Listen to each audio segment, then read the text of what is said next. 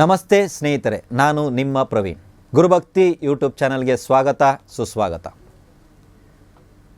ಗಂಡ ಹೆಂಡತಿಯರ ಮಧ್ಯೆ ಸಮಸ್ಯೆ, ಗಂಡ ಹೆಂಡತಿಯರ ಮಧ್ಯೆ ಪ್ರೀತಿ ಕಡಿಮೆ ಆಗುವಂಥದ್ದು, ಗಂಡ ಹೆಂಡತಿಯರ ಮಧ್ಯೆ ಯಾಕೋ ಭಿನ್ನ ಅಭಿಪ್ರಾಯಗಳು ಬರ್ತಾ ಇರೋದು. ಭಿನ್ನ ಅಭಿಪ್ರಾಯಗಳು. ನಾನು ಎಸ್ ಅಂದರೆ ಅವ್ರು ನೋ ಅಂತಾರೆ, ನಾನು ನೋ ಅಂದರೆ ಅವ್ರು ಎಸ್ ಅಂತಾರೆ. ಇದು ಮಾಡಬೇಡ ಅಂದರೆ ಅದನ್ನು ಮಾಡ್ತಾರೆ. ಹೇಳಿದ ಮಾತು ಕೇಳ್ತಾ ಇಲ್ಲ, ಇವ್ರಿಗೂ ಬುದ್ಧಿ ಇಲ್ಲ, ಹೇಳಿದ ಮಾತು ಕೇಳಲ್ಲ. ಅಲ್ಲಿ ಯಾರ್ದೋ ಮಾತು ಕೇಳ್ಕೊಂಬಂದು ಇಲ್ಲಿ ಶುರು ಹಚ್ಕೊಂಡ್ಬಿಟ್ಟಿರ್ತಾರೆ. ಓಕೆ, ಇವೆಲ್ಲ ನಾರ್ಮಲಾಗಿ ನಮ್ಮ ಮನೆಗಳಲ್ಲಿ ನಡೆಯುವಂಥ ವಿಚಾರಗಳಾಗಿದೆ. ಇದಕ್ಕೆ ಏನು ಮಾಡಬೇಕು ಅಂತೇಳಿದ್ರೆ, ಇಬ್ಬರೂ ಈ ಪ್ರಯೋಗವನ್ನು ಮಾಡ್ಬೋದು, ಅಥವಾ ಯಾರಾದರೂ ಒಬ್ಬರಾದರೂ ಈ ಪ್ರಯೋಗವನ್ನು ಮಾಡಿ.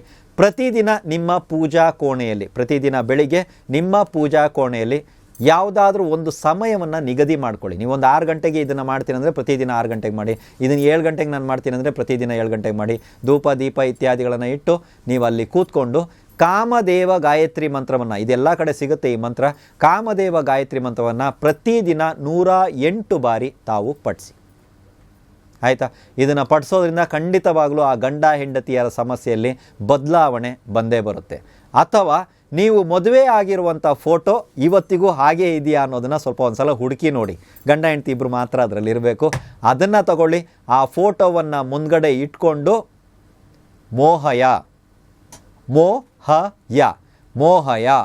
ಈ ಒಂದು ಇಷ್ಟೇ, ಈ ಮೋಹಯ ಅನ್ನುವಂಥ ವಿಷಯವನ್ನು, ಆ ಫೋಟೋವನ್ನು ನೋಡಿಕೊಂಡು ಹೆಂಡತಿಯಾದವಳು ಗಂಡನ ಮುಖವನ್ನು ನೋಡಿ ಹೇಳಿ, ಗಂಡನಾದವನು ಹೆಂಡತಿಯ ಮುಖವನ್ನು ನೋಡಿ ಹೇಳಿ. ಯಾರು ಪ್ರಯೋಗ ಮಾಡ್ತೀರೋ ನನಗೂ ಗೊತ್ತಿಲ್ಲ. ಸೊ ಈ ಪ್ರಯೋಗವನ್ನು ಮಾಡಿ ನೋಡಿ.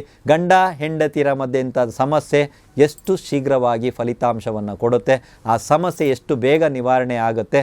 ಮಿಸ್ಅಂಡರ್ಸ್ಟ್ಯಾಂಡಿಂಗ್ ಬರಲಿ, ಜಗಳ ಬರಲಿ, ಅಂದರೆ ಇದನ್ನೆಲ್ಲ ಮಾಡೋದ್ರಿಂದ ಜಗಳ ಬರಲ್ವ ಅಂದರೆ ಖಂಡಿತ ಬರುತ್ತೆ. ಯಾರಾದರೂ ಒಬ್ಬರು ಬಿಟ್ಕೊಡ್ತಾರೆ ಅಥವಾ ಸೈಲೆಂಟ್ ಆಗಿಬಿಡ್ತಾರೆ. ಅರ್ಥ ಆಯ್ತಲ್ವಾ? ಜಗಳ ಆಗಲಿ ಏನೇ ಆಗಲಿ ಅತಿರೇಕಕ್ಕೆ ಹೋದಾಗ ಮಾತ್ರನೇ ಒಂದು ಸಂಸಾರಗಳು ಹಾಳಾಗೋದು. ಯಾರ ಮನೇನ ಜಗಳ ಇಲ್ಲ ಅಂತ ನಾನು ಎಲ್ಲೂ ಹೇಳ್ತಾ ಇಲ್ಲ. ಅತಿರೇಕ ಅಂತಿದೆಯಲ್ಲ, ಅದು ಇಲ್ಲಿಂದ ಹೋಗಲ್ಲ. ತುಂಬ ಸರಳವಾದಂಥ ಪರಿಹಾರ. 2 ಪರಿಹಾರ ಒಂದೇ ವಿಡಿಯೋದಲ್ಲಿ ನಾನು ನಿಮಗೆ ಹೇಳಿದ್ದೀನಿ. ಯಾವುದು ನಿಮಗೆ ಸಾಧ್ಯವೋ ಅದನ್ನು ಮಾಡಿ ನೋಡಿ. ಖಂಡಿತವಾಗಲೂ ಎಲ್ರಿಗೂ ಒಳ್ಳೆಯದಾಗಲಿ.